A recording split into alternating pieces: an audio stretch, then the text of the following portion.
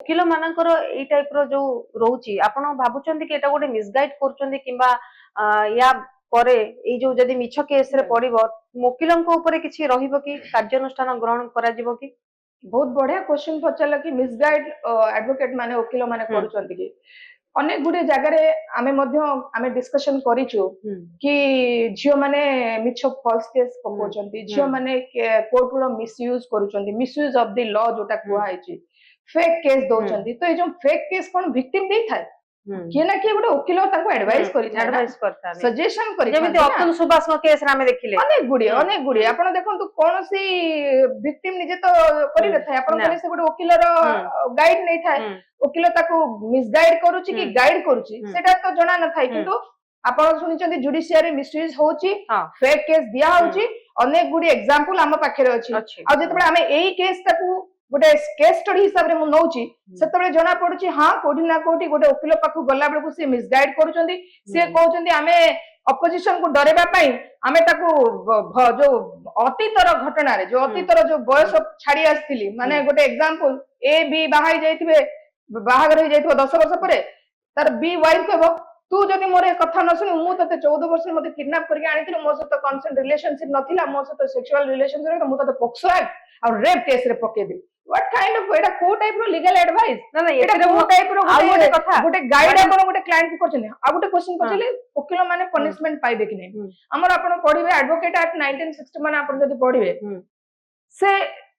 Act रे धारा रे अछि गोटे वकील रो रोल एंड रिस्पांसिबिलिटी। आम पाखे सब बड़ रोल एंड रेस्पॉन्सिबिलिटी आम नहीं सांगे जाऊँ आम सोल्जर बेसी दायित्व समाज रे आम भल लीगल माने लीगल पॉइंट ऑफ व्यू रे कोटा ठीक कोटा भूल गोटे वकील को वकील हिसाब रे हमर लॉयलिटी रखिबा दरकार छै। आम प्रोफेशन एथिक्स अछि, आमे कोनोसी वकील आमे कहबे आमे कोनोसी क्लाइंट को मिछ एडवाइस दबो, आमे गोटे वकील हिसाब रे आमे कोर्ट रो जहा डेकोरम अछि ताको मेंटेन करियो। जुडिशियरी कहउचंदी कि 10 वर्ष लेस ऑफेंस जोटा अछि ताको 41 नोटिस रे आपन पुलिस रे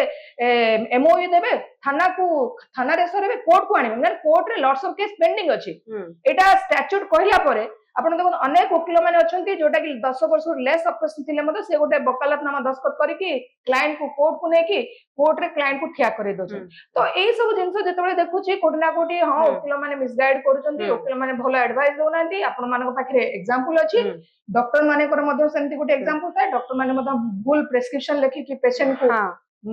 देह खराब कर दियंती, सेमति वकील माने मध्ये मिसगाइड करके केस को पूरा जो कहंती भलो केस ता थबो किछि नथबो से दिन 2014 रो 2024 2024 रो 2042 जेबो से क्लाइंट देखि कोर्ट रे किया तारीख पर तारीख बढी चलिबो वकील माने तांकर डेट पहुंचबो ना छाडले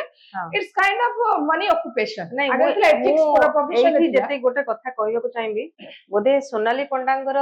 केस लडुचंती जो वकील जनक सी भी पुरुष कमिशनर पई मध्ये से तांकर बहुत किछि फाइट रहिछि और तांको गाड़ी रे भी लिखाई जाई थे पुरुष कमिशनर बोली, किंतु ए क्षेत्र रे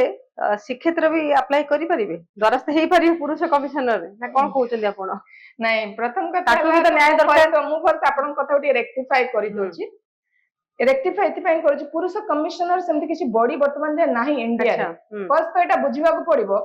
पुरुष कमिशनर इज ए डिमांडिंग माने भारतीय रो पुरुष माने डिमांड करूचंती जेंति महिला कमिशनर गोटे स्टैट्यूटरी बॉडी अछि क्वासी जुडिशियल पोस्ट आपण जानतो महिला कमिशनर हमर ओडिसा रे हमर इवन हमर भारत रे मध्ये नेशनल वुमेन कमिशनर बसिचंती, किंतु एक्जेक्टली पुरुष कमिशनर पोस्ट सेमति किछि नाही, किंतु सेति पई तो आईन पुनी नाही पुरुष कमिशनर पोस्ट नाही। से काहे कि पुरुष कमिशनर डिमांड करचंती लोकंकर परसेप्शन रे से निजो गोटे क्रिएट कर देलेन कि गोटे पुरुष कमिशनर गोटे पुरुष माने कष्ट पाउचंती निर्यातित होउचंती बोली हुए तो एथि पई गोटे तांकर गोटे धारणा रही थाई पारे।